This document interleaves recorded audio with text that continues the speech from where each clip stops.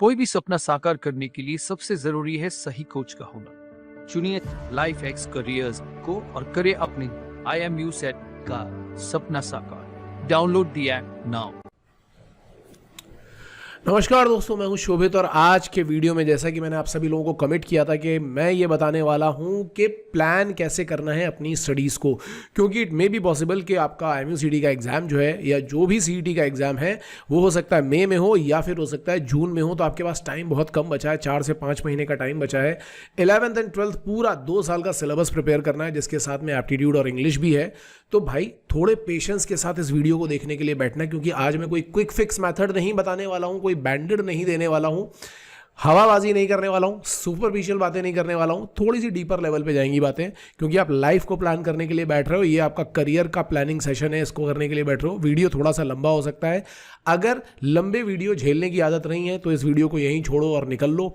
और अगर आप चाहते हो कि नहीं भैया आपकी लाइफ पूरी की पूरी लाइफ प्रॉपरली जानी चाहिए, वो अच्छी तरीके से प्लान होनी चाहिए, आपको IMU-CD क्रैक करना है, तो इस वीडियो को आखिरी तक देखना। हालांकि इस वीडियो के बाद में एक और एलाबोरेटेड वीडियो है जो कम से कम आधे घंटे का होगा, उसका लिंक भी आपके साथ में शेयर करूंगा। ओके, और यहाँ पे देखो सबसे पहले लिखा भी हुआ है लिव बाय प्लान और लिव बाय डिफॉल्ट। या तो प्लान के साथ अपनी ज़िंदगी जियो या फिर जैसी चल रही है वैसी चलने दो, ठीक है।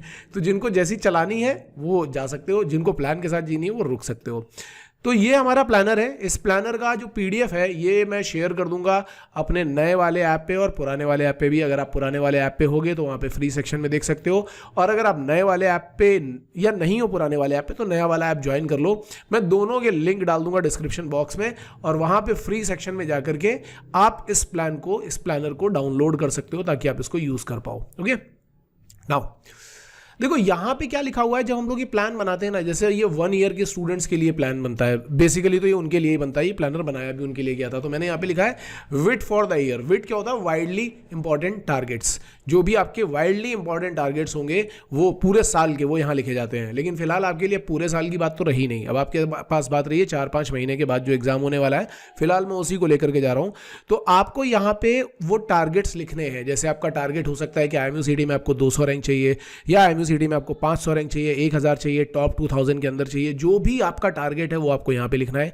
दूसरी बात, आपको स्पॉन्सरशिप कौन सी कंपनीज में चाहिए, वो आपका वाइडली इंपॉर्टेंट टारगेट है, वो आप यहाँ लिख सकते हो सकता है कुछ बच्चे बोर्ड के लिए प्रिपरेशन कर रहे हो तो बोर्ड में उनको कितने मार्क्स चाहिए वो यहाँ पे लिख सकते हो सकता है कि कोई बच्चा ओवरवेट हो और उसको अपना जो BMI है 25 के अंदर करना है, तो वो आप यहाँ पे लिख सकते हो। जो भी आपके लाइफ के अलग अलग एस्पेक्ट्स के टारगेट हैं वो सारे के सारे टारगेट यहाँ पे लिखने हैं। और यहाँ पे लिखनी है आपको अपनी ह्यूमन वैल्यूज। जिन्होंने भी हमारे पुराने 2 सेशन, मतलब के जो 2 मास्टर क्लासेस हैं, एक CDS वाला और एक कोर वैल्यू सेशन वाला अटेंड किया होगा, उसको पता चल गया होगा कि उनकी कोर वैल्यूज क्या है। अगर आपको नहीं भी बताएं कि आपकी कोर वैल्यूज क्या है, तो आप थोड़ा सा सर्च करो कि आपने पुरानी लाइफ में किन चीज़ों के ऊपर काम किया है। या अगर आप जानना चाहते हो कि आपकी कोर वैल्यूज क्या है तो आप कमेंट सेक्शन में जरूर डालना, ताकि हम उसके ऊपर एक वीडियो बना पाएं और आपको ये पता चल पाए कि कोर वैल्यूज कैसे फाइंड आउट की जाती हैं। तो वो वैल्यूज आपको यहाँ पे लिखनी है। ये वैल्यूज बेसिकली जैसे सेल्फ डिसिप्लिन हो सकता है, ठीक है, या ऑनेस्टी हो सकती है, लॉयल्टी हो सकती है, आपकी कोर वैल्यूज हैं जो आपको हेल्प करेंगी आगे जाने के लिए। Now we are moving for the next part. तो यहाँ पे देखो मैंने क्या किया है, 6 महीने का प्लानर बनाया हुआ है बेसिकली। लेकिन फिर भी अब आपके केस में टाइम कम बच रहा है। सपोज कर लेते हैं 5 महीने बचे हैं, या कुछ लोग बोल सकते हैं कि सर 4 ही महीने बचे हैं, फरवरी, मार्च, अप्रैल, मई, 4 महीने ही बचे। तो आप केवल इसको 4 महीने में डिवाइड करो। प्लान बनाना आसान है। आप सबसे पहले क्या करो, एक जगह पर अपने मैथ्स के वो सारे के सारे टॉपिक जो उनको आप एग्जाम के लिए प्रिपेयर करना चाहते हो उन सबको एक जगह पर लिख लो। ऐसे फिजिक्स, केमिस्ट्री के टॉपिक। और कुछ लोग इस चीज़ में फंसे रहते हैं कि भैया हमें तो सारी चीज़ें पढ़नी है। यार देखो, मेरा सजेशन ये है कि सारी चीज़ों के चक्कर में मत पढ़ो। अगर आप 60-70% टॉपिक्स भी आपके पहले से तैयार हैं और आप उनको ही लेकर के चलना चाहते हो, तो आप 60-70% टॉपिक्स पढ़ो, पर ढंग से पढ़ के जाओ। 60-70% मार्क्स भी अगर आपने वहाँ पे स्कोर कर लिए तो भी आपको काफ़ी अच्छा रैंक मिल जाएगा, ये मान करके चलो। और अगर कोई बच्चा पूरे टॉपिक्स भी लेकर के जाना चाहता है तो वो लेकर के जा सकता है। अब मैं क्या बोलूँगा, जैसे मैं आपको एक सब्जेक्ट का एग्जांपल देता हूँ। जैसे सपोज करो कि आपको मैथ्स करना है, यहाँ पे मुझे 4 महीने के अंदर मैथ्स के सारे टॉपिक फिल करने हैं। तो मैं मैथ्स के अगर टॉपिक्स काउंट करूँगा तो मान लेते हैं कि मुझे 24 टॉपिक्स ऐसे मिलते हैं जो मुझे करने हैं। 24 टॉपिक्स जो मैं कर सकता हूँ। वैसे अगर देखा जाए तो आप ध्यान से सुनना मेरी बात को, अगर देखा जाए तो एक हफ्ते में अगर हम 2 मैथ्स के टॉपिक भी कंप्लीट करें तो यहाँ पे 4 हफ्ते आएंगे, 4 हफ्ते का मतलब 8 टॉपिक हो गए, मतलब 32 टॉपिक्स मैथ्स के कंप्लीट किए जा सकते हैं। तो अगर मैं ये प्लान बनाऊंगा ना तो मैं मंथ 1 में डालूंगा मैथ के 8 टॉपिक्स, जैसे मैंने डाल दिया quadratic equation, sequence and series, straight line, circle, trigonometry, parabola, hyperbola, ellipse, 8 ये टॉपिक डाल दिए मैंने, ठीक है। इसी तरीके से मैं दूसरे मंथ में टॉपिक डालूंगा, फिर तीसरे में, फिर चौथे में, और वो इंपॉर्टेंट टॉपिक्स जो मुझे पहले से थोड़े बहुत आते हैं या जिनके ऊपर मुझे थोड़ी बहुत मेहनत करनी है, मैं केवल वो टॉपिक्स डालूंगा। इन द सेम वे आप फिजिक्स में भी ऐसे टॉपिक्स को डिफाइन कर सकते हो और डिसाइड कर सकते हो कि कौन से टॉपिक्स आपको यहाँ पे करने हैं। जैसे अगर मुझे मंथ 1 में फिजिक्स चाहिए होगा तो मैं डालूंगा काइनेमेटिक्स डाल सकता हूँ मैं, और इसके पास NLM, friction, work power energy, और मुझे मालूम है कि रोटेशन से बहुत ज़्यादा चीज़ें नहीं पूछी जाती हैं तो मैं रोटेशन का बेसिक डाल सकता हूँ, या अगर मुझे रोटेशन बहुत डिफिकल्ट लगता है तो मैं उसको हटा भी दूंगा। उसकी जगह पर मैं यूज़ कर सकता हूँ हीट एंड थर्मोडायनेमिक्स, क्योंकि बहुत इंपॉर्टेंट है, 6 टॉपिक यहाँ तक हो गए, और SHM एंड वेव्स, ये भी बहुत इंपॉर्टेंट है, इससे भी क्वेश्चन आ जाते हैं। तो इस तरीके से मैं 8 टॉपिक डिसाइड करके यहाँ पे डाल दूंगा, केमिस्ट्री के भी और सिमिलरली एप्टीट्यूड और इंग्लिश के भी। अब इंग्लिश में तो टॉपिक डालने की जरूरत होती नहीं है, इंग्लिश में तो मेनली वोकैब रिवाइज करना होता है। तो आप क्या कर सकते हो, जैसे इंग्लिश में क्वेश्चन कैसे आ सकते हैं, तो सेंटेंस करेक्शन, जम्बल्ड सेंटेंसेस होते हैं, या फिर वोकैबुलरी। तो आपको यहाँ पे एक चीज़ डालनी होगी कि आपको वोकैबुलरी तो हमेशा रिवाइज करनी ही है 4 महीने के लिए। तो आपके पास बेसिकली 4 सब्जेक्ट बच जाते हैं, aptitude, English, chemistry, aptitude, chemistry, maths and physics, जिनके टॉपिक्स आप इन 4 महीनों में डिवाइड कर लोगे। ये आपका एक रफ प्लानर बन गया कि मंथ 1 में हम क्या करने वाले हैं, मंथ 2 में हम क्या करने वाले हैं, मंथ 3 में हम क्या करने वाले हैं, और मंथ 4 में हम क्या करने वाले हैं, फाइनल मंथ तक जाते जाते।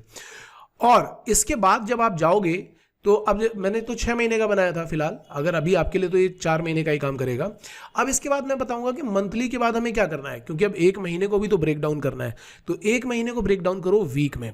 तो वीक में क्या है, to do list for this week. ये मैंने जनरली अपनी क्लास के स्टूडेंट्स के लिए बनाया था, क्योंकि हमारी रेगुलर स्टडी भी चलती रहती है और कुछ बच्चों के पास टाइम बचता है तो वो सेल्फ स्टडी के लिए भी टॉपिक्स उठाते हैं कि अगर हमारे पुराने टॉपिक कहीं हम भूल ना जाए जो हमने पहले पढ़े थे, तो उनके लिए हमें रिवीजन करना है, क्वेश्चन प्रैक्टिस करनी है।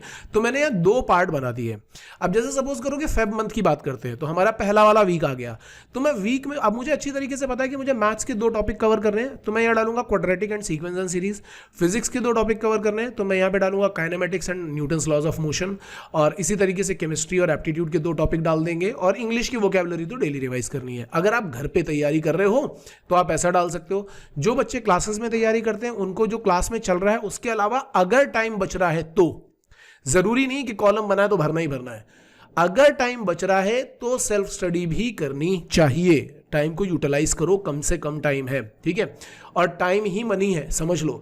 क्योंकि जब बहुत बार ऐसा होता है कि जो बच्चे यहाँ पे आकर के जैसे प्लानिंग नहीं करते हैं, अब अगर ये 4 महीने में आपको रैंक नहीं मिल पाई तो फिर आप अगले साल ही एग्जाम दे पाओगे, तो आपका पूरा का पूरा 1 साल का लॉस हो जाता है।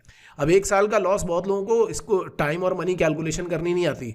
उनको लगता है कि अरे ठीक है टाइम ही तो बर्बाद हुआ है, लेकिन बेसिकली आपका टाइम नहीं बर्बाद हुआ, आपका पैसा बर्बाद हुआ अगर आप ध्यान से समझोगे। क्योंकि अगर आप 1 साल यहाँ लेट हो रहे हो तो ऑब्वियसली 1 साल आप शिप ज्वाइन करने में भी लेट होगे।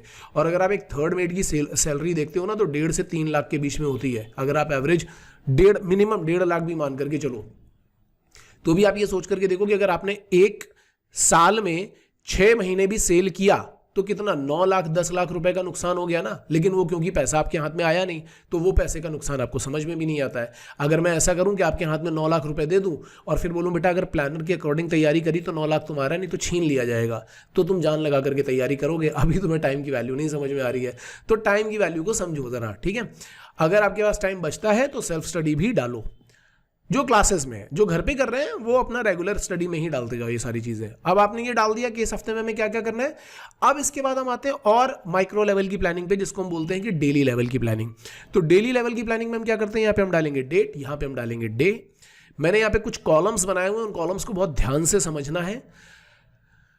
पहली बात तो ये है कि सब्जेक्ट में जरूरी नहीं कि math, physics, chemistry, aptitude, English 5 भरने हैं। आप अपने हिसाब से प्लान करो। आपको आज के दिन में, जैसे सपोज करो कि आज का दिन है, आपको आज के दिन में कौन से 2 सब्जेक्ट पढ़ने हैं या 1 सब्जेक्ट पढ़ना है, जो भी पढ़ना है उस सब्जेक्ट का नाम डालो। कौन से टॉपिक कंप्लीट करने हैं उन टॉपिक का नाम डालो। उसकी थ्योरी पढ़नी है या न्यूमेरिकल पढ़ना है वो चीज़ यहाँ पे लिखो कि थ्योरी है या न्यूमेरिकल। अगर न्यूमेरिकल करने तो कितना न्यूमेरिकल करना है, 20, 50 कितना करना है वो लिखो। और सबसे इंपॉर्टेंट चीज़ लिखो ड्यूरेशन, कितनी देर में करना है। सबसे इंपॉर्टेंट ये है ड्यूरेशन, क्योंकि कई बार क्या होता है हम पढ़ाई करने के लिए लेकर के बैठ तो जाते हैं, फिर हम बैठे रहते हैं आराम से, न्यूमेरिकल ले लिए 20 और कर रहे हैं 4 घंटे, तो 4 घंटे जब बैठे रहते हैं तो लगता है कि बहुत पढ़ाई कर ली, लेकिन वो पढ़ाई नहीं है, वो समय की बर्बादी है। आप अगर 20, आप ऐसा सोच के देखो, आपको एग्जाम में कितने क्वेश्चन करने हैं, आपको एग्जाम में अटेम्प्ट करने हैं 200 क्वेश्चन, टाइम कितना है 180 मिनट का, यानी कि एक क्वेश्चन के लिए 1 मिनट से भी कम का टाइम मिलने वाला है। मतलब आपकी प्रिपरेशन ऐसी होनी चाहिए कि कम से कम 1 मिनट में एक क्वेश्चन तो कर पाओ। तो अगर अब सपोज करो कि आपकी इतनी स्पीड नहीं है, ऐसा भी हो सकता है कि आपने यहाँ पे लिखा 20 क्वेश्चन करने और 20 क्वेश्चन करने में आपको 1 घंटे का टाइम लग रहा है, तो ठीक है, परेशान होने की जरूरत नहीं है। इनिशियली ऐसा होता है कि 20 क्वेश्चन करने में 1 घंटे का टाइम लग रहा है, लेकिन जब तक आप ड्यूरेशन नहीं लिखोगे ना, तो वही 20 क्वेश्चन आप 2-3 घंटे में भी करोगे, तो स्यूडो फीलिंग आएगी कि हाँ बड़ी मेहनत कर ली हमने, लेकिन कोई मेहनत नहीं है वो।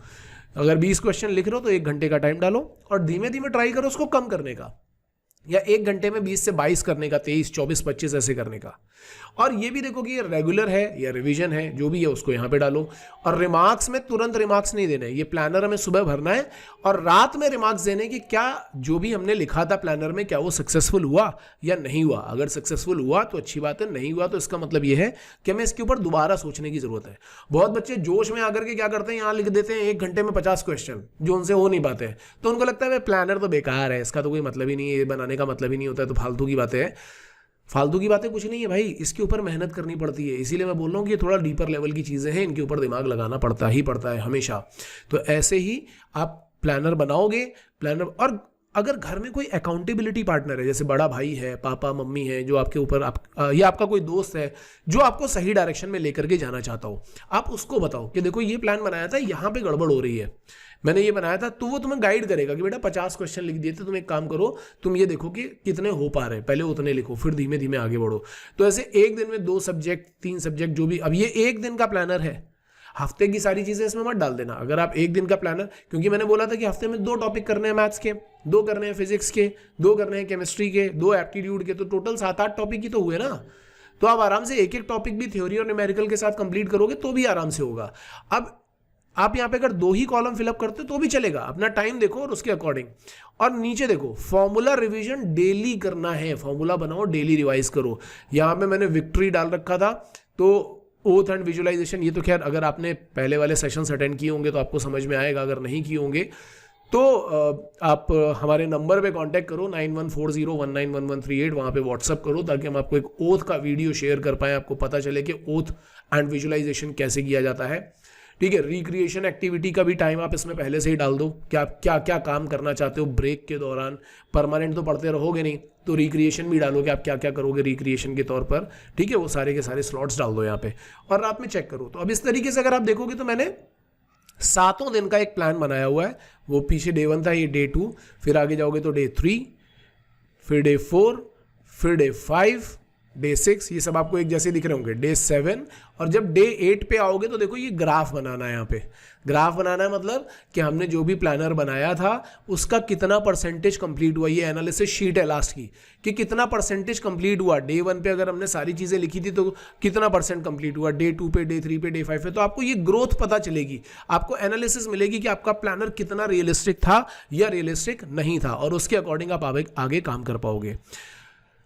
और अगर आपको ऐसा लगता है कि यार इसके लिए मुझे एक प्रॉपर कोच की ज़रूरत है, इन सारे टॉपिक्स को कवर करने के लिए एक कोच की ज़रूरत, देखो जो बच्चे घर पे सारी चीज़ें कर लेते हैं उनको डेफिनेटली किसी कोच की ज़रूरत नहीं, जो अपने आप ही कर सकते हैं। लेकिन अगर आपको लगता है कि नहीं यार मेरे से नहीं हो रहा है और मुझे अपना टाइम बचाना है, मुझे वो 9 लाख रुपए नहीं खोने हैं, तो आप हमारे क्लासेस भी ज्वाइन कर सकते हो जहाँ पे ये सारे टॉपिक हम कवर करवा रहे हैं।